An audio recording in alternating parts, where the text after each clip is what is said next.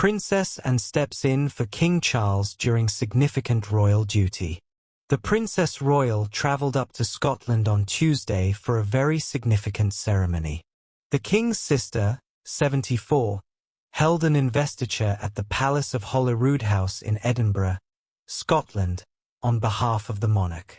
Princess Anne donned her traditional naval uniform with gold trimming as she handed out honours to recipients at the royal family's official Scottish residence. Around 30 investitures are held each year, and over 60 recipients attend each ceremony, which are typically held at Buckingham Palace or Windsor Castle. Investitures also happen occasionally at the Palace of Holyroodhouse in Edinburgh, or overseas during state or royal visits. The duty usually falls to the King, the Princess Royal or the Prince of Wales. Hello viewers, please remember to subscribe and click on the notifications bell icon, so you will be notified whenever we upload new cookies about the British royal family. Charles, 76, had another royal engagement on Tuesday as he visited the Royal Navy's flagship ahead of its deployment to the other side of the world. The King flew to HMS Prince of Wales in the English Channel, where he spoke to sailors and expressed his heartfelt gratitude for their service. He also watched as F-35B fighter jets carried out landing exercises on the deck of the 65,000-ton Portsmouth-based carrier. Charles was visiting in his role as the Honorary Commodore-in-Chief aircraft carriers, marking the first time in nearly 40 years that a reigning monarch has visited a Royal Navy warship at sea. His trip came during the closing stages of crew's intensive training before setting sail for Japan on a mission to deepen the UK's defence partnerships and promote security and stability.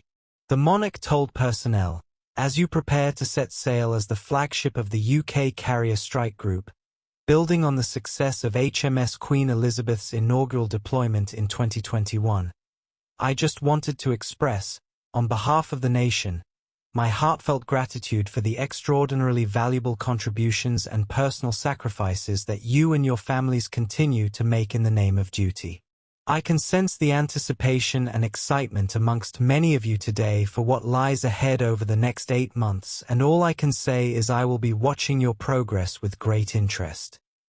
After hosting the investiture, and also attended a Royal Warrant Holders Association reception at the Palace in Scotland.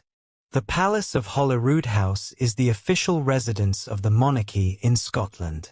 It was founded as a monastery in 1128 at the end of the Royal Mile in Edinburgh. It was the home of Mary, Queen of Scots during the 1500s, where she married 2 of husbands and witnessed the murder of her private secretary, David Rizzio. King George V and Queen Mary modernized the palace in the 20th century, installing bathrooms. In 2011, the late Queen Elizabeth II held a wedding reception for her granddaughter Zara Phillips and her new husband, Mike Tyndall, following their nuptials at Canongate Kirk. Princess Anne is not permitted to perform royal privilege unlike Kate. Princess Anne is not permitted to perform a royal privilege, unlike Princess Kate, according to a royal commentator. The Princess of Wales has been granted the prestigious power to issue royal warrants by King Charles III, making her only the 4th current royal with this authority. Kate, 43, joins King Charles, Queen Camilla and the Prince of Wales in being able to bestow these honours to suppliers of goods and services to the royal household. The decision marks a significant expansion of Kate's royal responsibilities, with royal warrants being among the most prestigious recognitions a company can receive from the monarchy. Royal warrants are awarded to people and companies that regularly supply goods or services to the royal household, with approval always coming from the monarch. To be eligible, companies must have supplied goods or services for at least 3 years. The warrants are highly sought-after public certificates that demonstrate a company has the king or another member of the royal family as a client. Recipients can range from major household names like Rolls-Royce to small local shops near royal residences such as Balmoral and Sandringham. The granting of warrant-issuing powers to Kate is particularly noteworthy as previous prominent royals were not given this privilege, according to royal commentator Brian Hoey. Writing in the Mail, Hoey said, "The late Queen did not allow King Charles's then-wife, Princess Diana, to award any warrants. Instead, she used to send handwritten notes in recognition of excellent service, which were equally cherished by the recipients. Princess Anne is not permitted to send warrants, even though she is, arguably, the hardest-working member of the royal family." Queen Elizabeth II bestowed 686 warrants during her reign, while the late Queen Mother held the record for most warrants granted. Companies granted a warrant by Kate will be entitled to display by royal appointment to Catherine Princess of Wales on their stationery and buildings. The warrant allows recipients to use the by-appointment legend and display the royal coat of arms on their products, premises, and delivery vehicles. These distinctions bring both prestige and commercial advantages, as many customers prefer to purchase from royal suppliers, believing that if it's good enough for royalty, it's good enough for them. Royal warrants expire upon the death of the royal who granted them, though recipients may continue using them for 2 years afterwards. Princess Anne forced to make very difficult decisions to keep Gatcombe Park afloat.